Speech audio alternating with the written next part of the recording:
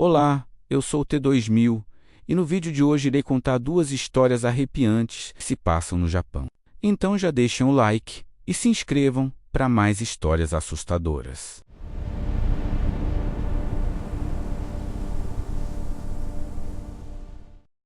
Dizem que o isolamento faz coisas estranhas com a mente, mas o que aconteceu com o primo de um colega meu?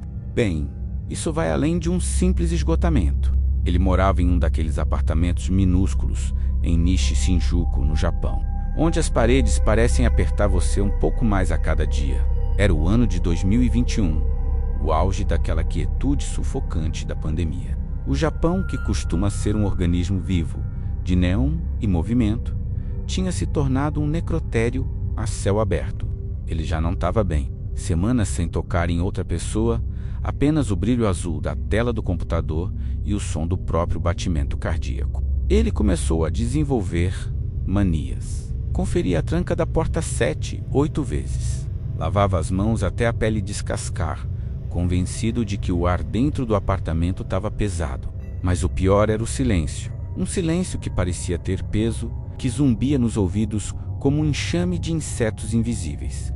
Certa noite, a exaustão mental simplesmente o venceu. Ele precisava sair. Precisava sentir que o mundo ainda existia fora daquelas 4 paredes, mesmo que fosse um mundo doente. As ruas estavam desertas.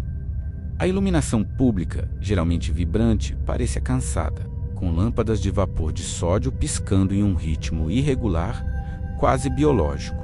O ar estava frio e carregado de umidade. Ele caminhava mantendo-se rente aos muros, os passos ecoando de uma forma errada, como se houvesse um segundo de atraso entre o pé tocar o chão e o som chegar aos seus ouvidos. Ele contou que, a certa altura, começou a ouvir um som metálico distante, como o fechar de uma tesoura ou de unhas batendo no metal. Ele então parou, e ao mesmo tempo o som também parou. Ele acelerou o passo, o coração martelando contra as costelas, sentindo aquela pressão na nuca de quando se sabe que há olhos fixos em você. Foi quando a viu. Ela estava parada sob um poste cuja luz falhava ritmicamente, mergulhando em sombras a cada 2 segundos. Ela usava um sobretudo bege comum, que parecia antiquado, fora de tempo. O que mais chamava a atenção, porém, era a máscara. Naquela época, todos usavam máscaras, mas a dela era uma máscara cirúrgica de pano branco, impecável, que cobria quase todo o seu rosto, deixando apenas os olhos visíveis. Eram olhos grandes, injetados, que não piscavam. Ele tentou desviar o caminho, mas as pernas pareciam pesadas, como se estivesse caminhando dentro de um sonho lúcido. A distância entre eles diminuiu sem que ele percebesse como. O silêncio da rua tornou-se absoluto. Até o som dos carros distantes na via expressa sumiu. Ela deu um passo à frente. O movimento foi fluido, desprovido da hesitação humana. Com licença, a voz dela era um sussurro rascante, como papel de lixa esfregando em osso. Eu sou bonita. Ele congelou. O medo não era apenas pela pergunta estranha, mas pela sensação de que aquela mulher não estava respirando. A máscara dela não se movia com a exalação, não inflava, não retraía. Era como se fosse parte da pele dela. Lembrando-se das regras de etiqueta da pandemia e do medo irracional de contágio, ele gaguejou, mantendo a distância. Sim, você parece. Normal, bonita. Ela inclinou a cabeça para o lado. Um estalo seco de vértebras ecoou no beco. Mesmo assim, ela perguntou. Mesmo assim, depois, levou a mão enluvada ao elástico da máscara. Nesse momento, a luz do poste acima deles estourou com um estalo elétrico. Na penumbra que se seguiu, alimentada apenas pelo reflexo da lua nas poças de água, ele viu a mão dela puxar o tecido para baixo. Ele não descreveu o que viu com clareza. Ele disse que a mente dele se fechou por um instante, como um mecanismo de defesa. Mas ele se lembra do brilho de algo metálico, uma lâmina longa, talvez, e de um rasgo que ia de orelha a orelha, uma escuridão úmida onde deveria haver bochechas e mandíbula. Porém, o mais perturbador, ele não tinha certeza se o rasgo estava no rosto dela ou se era a sua própria percepção que estava se partindo ao meio. Ele não se lembra de ter corrido. Ele simplesmente acordou dentro de seu apartamento, com a porta trancada e as costas coladas à madeira. Estava ensopado com o suor que pingava, e suas mãos tremiam tanto que ele mal conseguia segurar o celular. Ele tentou convencer a si mesmo de que tudo foi apenas um surto, a privação de sono, a ansiedade social, o medo do vírus. Tudo isso poderia ter criado uma alucinação baseada nas velhas histórias que ele ouvia quando criança. Afinal, a Kushisake Onna é apenas folclore, certo? Uma projeção do medo coletivo. Mas então, ele foi até o banheiro para lavar o rosto. Aí, ao se olhar no espelho, ele viu a sua própria máscara descartável, aquela que ele usara para sair. Ela estava caída no pescoço. No reflexo, ele notou algo que o fez perder o fôlego. No canto do espelho embaçado, havia uma marca de mão úmida. E, no chão do banheiro, havia um par de tesouras de costura que ele não se lembrava de possuir, abertas em um ângulo perfeito, em forma de V. Dizem que ele nunca mais saiu de casa. Às vezes, os vizinhos ouvem o som de alguém rindo atrás da porta dele. Uma risada abafada, como se viesse de trás de várias camadas de tecido. Ou talvez seja apenas o som do vento nos dutos de ventilação de um prédio vazio.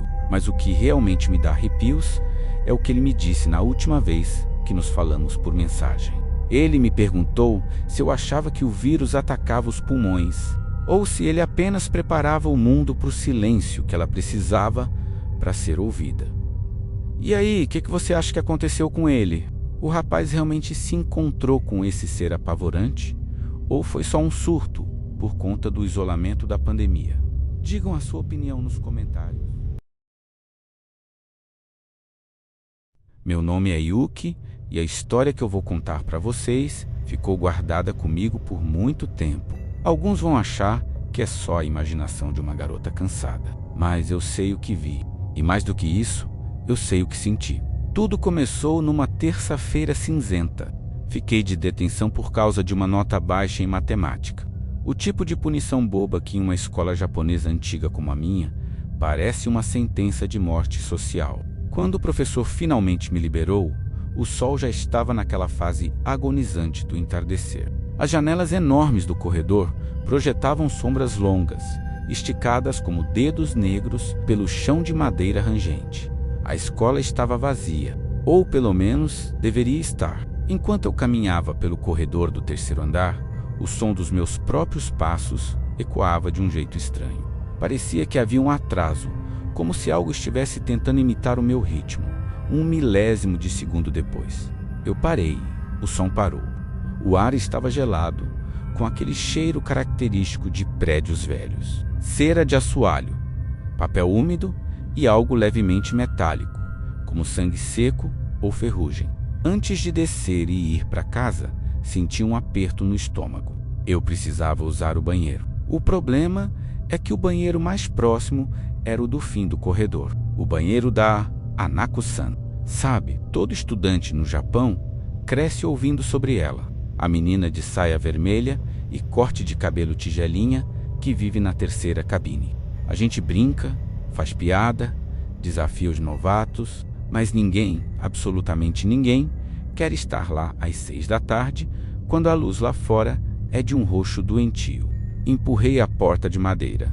Ela rangeu um som agudo que pareceu cortar o silêncio do prédio inteiro. O banheiro estava mergulhado em uma penumbra azulada. As torneiras estavam secas, mas eu conseguia ouvir um som, uma gota solitária batendo na porcelana fria. O cheiro de mofo ali era insuportável, misturado a um odor floral antigo, como flores apodrecendo em um velório. Eu me aproximei das cabines. Eram 4 cubículos. A primeira porta estava aberta, vazia. A segunda, também. A terceira, a porta estava fechada. Uma parte de mim, a parte que ainda queria ser lógica, me disse para dar meia volta. Mas havia uma curiosidade mórbida, um tipo de transe que te puxa para o abismo. Eu queria provar para mim mesma que era apenas uma lenda, que eu era adulta demais para ter medo de fantasmas. Minhas mãos estavam tremendo quando me aproximei da madeira desgastada da terceira cabine. O silêncio ali era tão absoluto que eu conseguia ouvir a batida acelerada do meu próprio coração nos meus ouvidos. Levantei a mão. Os nós dos meus dedos tocaram a madeira fria. Minha voz saiu pequena, um sussurro que quase me sufocou. Hanako-san, você está aí? Nada. Apenas o ping-ping da torneira. Eu senti um alívio momentâneo subir pelo peito. Eu estava pronta para rir da minha própria estupidez quando o ruído começou. De dentro da cabine fechada veio o som de algo se arrastando. Não eram pés, era como se alguém estivesse passando as unhas, bem devagar, por dentro da porta. E então, uma voz. Não era a voz de uma criança, era um som oco, como se viesse debaixo da terra ou de dentro de um poço profundo. Sim. Eu estou aqui. O sangue sumiu do meu rosto. Eu tentei me mexer, mas minhas pernas pesavam toneladas. A maçaneta da terceira cabine começou a girar, lentamente, centímetro por centímetro. A porta se abriu apenas uma fresta. Lá dentro não havia luz. Era um breu total, uma escuridão que parecia viva. E no meio desse vazio, eu vi um par de olhos. Eles não brilhavam. Eram opacos, brancos, sem pupilas, cercados por uma pele tão pálida que parecia papel molhado. O cabelo era curto, escuro e grudado na testa pelo que parecia ser umidade. Ela usava um uniforme antigo, de décadas atrás, com uma saia que não era vermelha por causa do tecido, mas sim porque parecia encharcada de algo escuro e viscoso. Ela não saiu da cabine, ela apenas esticou uma mão. Os dedos eram longos demais, as unhas eram pretas e quebradiças. Quer brincar? Ela sussurrou.